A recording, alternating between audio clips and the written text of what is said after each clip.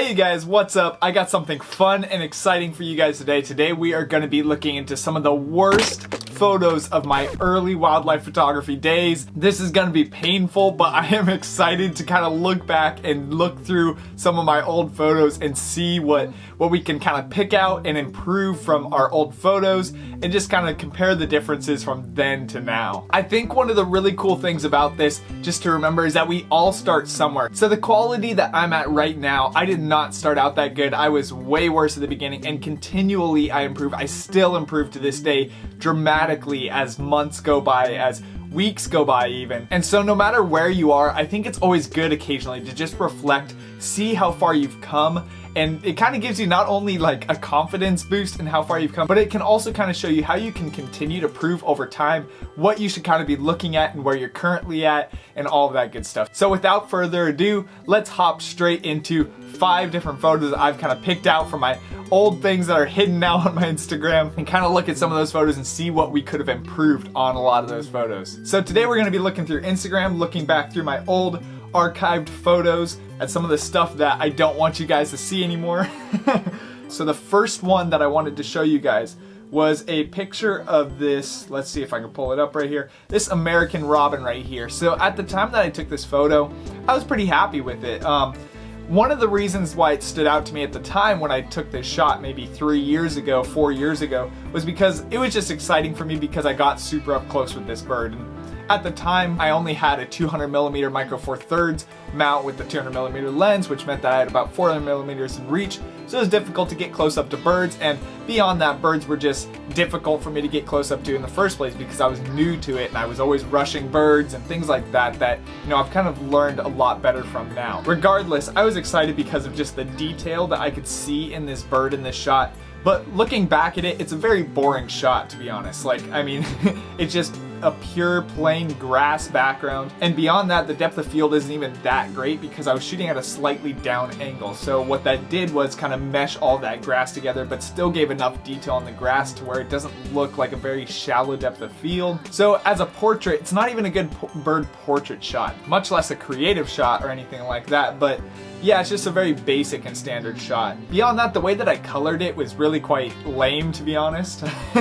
And yeah, it just has way too cool of a temperature. The greens and the grass are just too almost like fake looking, just looks like lawn mowed grass. Doesn't really give a natural nature vibe to it, in my opinion. So something that I wasn't really too proud of, and something I definitely have come a long way on in terms of my bird portrait type shots. So next, let's look at a shot that I took of a cedar waxwing. And at the time that I took this shot, I was really happy as well. Cedar waxwings were new to me. It was my first couple months birding in the United States, and it was their first migration season through. I love cedar waxwings. I've always been fascinated by them ever since I discovered them as a species. And one of the things that I always wanted to do with cedar waxwings was be able to get a shot where they were chewing on some fruit, some berries, or whatever it may be. And I was so obsessed with getting that action of them chewing on the fruit that they'd like to eat that really I kind of ignored the photograph as a whole, how the rest of the photograph looks and stuff like that. So in this shot, yes, I captured the action of the cedar waxwing eating the fruit, but when I look back at it and I started taking some steps back at it later on in the future, I realized it's really a really crappy shot. To be honest, it doesn't have any good qualities of a photo to it beyond possibly a little bit of the action of what's going on. But even with that being said, half of the cedar waxwing's head is cut off in the back. It doesn't look that great in the first place, but mostly what makes this a poor quality photo is just the lighting and just the different exposure levels through it. In the background, we have way too strong of overlight, and in the foreground, we have a very, very dark subject, and the cedar waxwing doesn't really pop at all. And the contrast in those color temperatures doesn't make for a good combination, and it just overall just doesn't look like a good photo. So next I wanted to look into another shot of an American robin that I took. This shot was another example of the concept of kind of waiting for something to happen and waiting for a certain type of shot that I had an idea of, but just not executing it right. So at this specific pond, I knew that there were a lot of birds bathing there. There wasn't any other ponds close nearby, so all the birds in the mornings would come to this one specific pond to bathe. I saw yellow rump warblers bathe there a lot, hermit warblers, American robins, many other types of birds.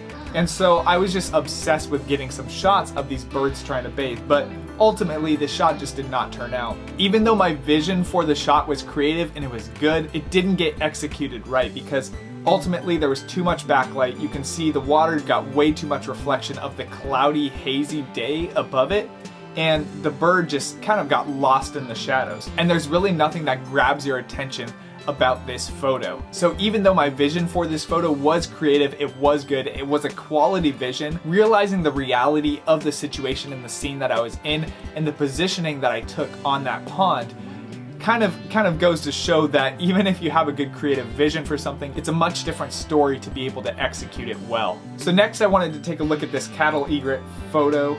So this was a great example of me trying to use a lot of things to create depth of field, but then not doing it well and also shooting at a poor angle. You can see in this cattle egret photo, I was kind of excited at the time because I was getting really up close to these cattle egrets. However, because it was in the winter and in a section of trees that just was not pretty, there was no greenery around it, nothing like that, it just feels like there's a lot of awkward lines running through the whole photo. So no matter how detailed and up close I got with the cattle egret, it just didn't look good because there was way too many twigs and sticks in the way, making for a very awkward looking shot. There's nothing that really, looks nice about it or creamy and smooth in the photograph. And beyond that, I broke one of my rules that I always tell you guys about is don't shoot up towards the sky because I just get an ugly blue background in the background, but not even like how sometimes you can get a great shot of a blue sky behind a bird, but this looks like you're shooting up literally into the sky and you just have a weird looking blue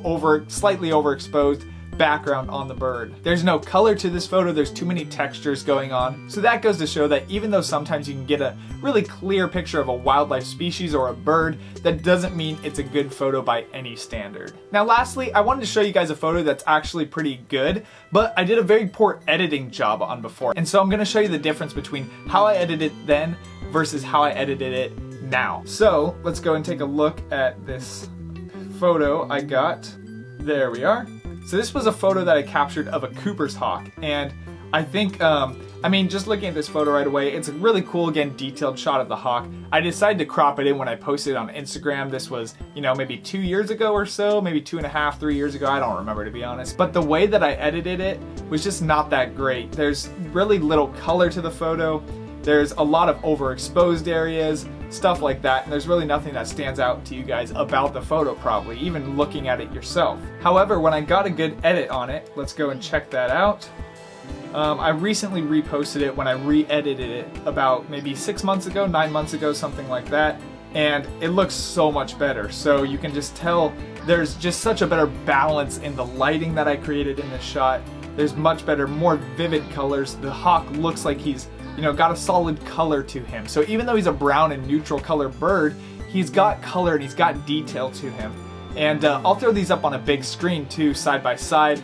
That way you guys can kind of see the differences full screen, but just dramatic differences in the editing style. So this also kind of goes to show that editing means so much in your photography, and I can't stress the importance of editing enough and knowing how to edit well, because at the time that was the best that I knew how to edit, taking the photo from a raw photo to the way that I did previously, but still doesn't look that great. But now, because my editing skills have increased so much in the 2 years since that photo was taken or whatever it was, I was just able to edit up such a better image of that photo.